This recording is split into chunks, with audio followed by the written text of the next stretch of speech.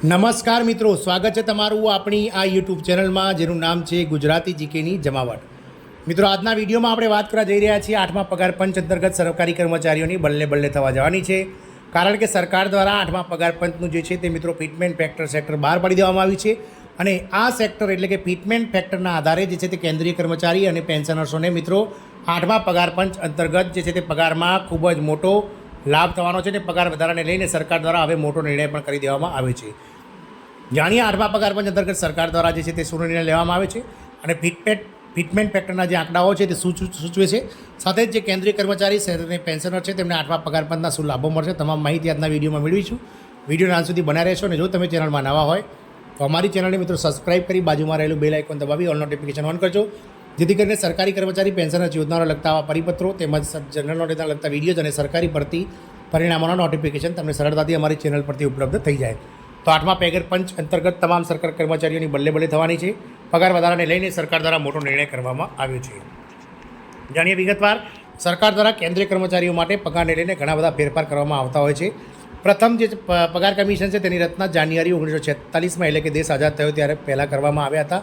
સૌથી તાજેતરની વાત કરીએ તો 2024ના ફેબ્રુઆરી મહિનામાં પણ ફેરફાર કરવામાં આવ્યા હતા. હાલ કર્મચારીઓને 7મા પગાર પંચની ભલામણોના આધારે પગારમાં વધારો કરવામાં આવશે. આજે તમને આર્ટિકલમાં માધ્યમથી 8મા પગાર પંચના વિશે વિગતવાર માહિતી આપીશું.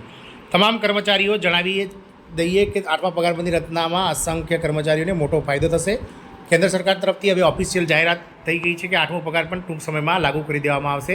તેથી લાખો કર્મચારીઓને તેનો સીધો લાભ મળશે. આ સિવાય 8મા પગાર પંચની પગારમાં ઘણો મોટો ફેરફાર આવશે અને ફેરફાર અમલ થતાં જ કેન્દ્રીય કર્મચારી સંઘની વધારાની જેમ કે આપી શકે છે. જોકે કેન્દ્રીય સરકાર તરફથી તાત્કાલિક કાર્યવાહી નહીં કરે, પરંતુ લાગુ થતાં થોડો સમય લાગશે. લોકસભાની ચૂંટણી હવે નજીક છે અને અત્યારે હાલ પહેલા તબક્કાનું જે છે તે મતદાન પૂરું થઈ ગયું છે અને દેશમાં 7 તબક્કામાં આગામી સમયમાં મિત્રો 1 જૂન સુધીમાં 543 બેઠકો માટે લોકસભાની ચૂંટણી યોજાવા જઈ રહી છે. એટલે કે લોકસભાની ચૂંટણી બાદ જે છે તે મિત્રો સત્તાવાર રીતે 8મા પગાર પંચની જે છે તે જાહેરાત કરવામાં આવશે.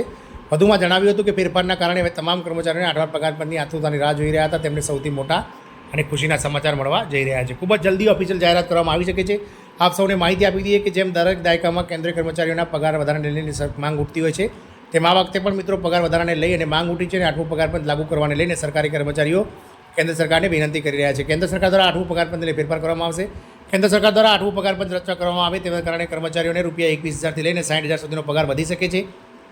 હાલમાં મળતા 7મા પગાર પંચ એટલે લઘુત્તમ જે 18,000 મળે છે તે વધીને કર્મચારીઓને 21,600, સ્કેલ 2ના કર્મચારીઓને ₹23,800 અને સ્કેલ 3ના કર્મચારીઓને 26,000 અને સ્કેલ 4ના કર્મચારીઓને ₹57,000 સુધીનો મૂળ પગાર મળી શકે છે. આવા ઘણા બધા ફેરફાર કેન્દ્ર સરકાર દ્વારા કરવામાં આવશે. 8મું પગાર પંચ તમામ કર્મચારીઓ માટે ખૂબ જ ફાયદો અને સાથે અમલમાં મૂકવામાં આવશે.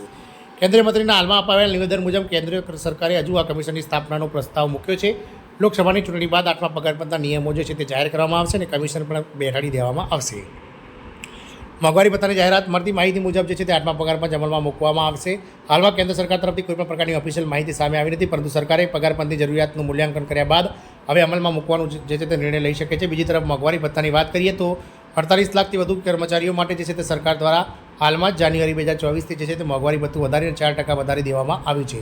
આપ સૌને જણાવી દઈએ કે કેન્દ્ર સરકાર દ્વારા અને રાજ્ય સરકારો દ્વારા વર્ષમાં 2 વાર પોતાના સરકારી કર્મચારી અને પેન્શનર્સો માટે મોંઘવારી ભથ્થું વધારવામાં આવે છે, જે 1 જાન્યુઆરી અને 1 જુલાઈ દરેક વર્ષે મિત્રો 6 મહિનાનું પગાર ભથ્થું જે છે તે મોંઘવારી ભથ્થું વધારવામાં આવે છે.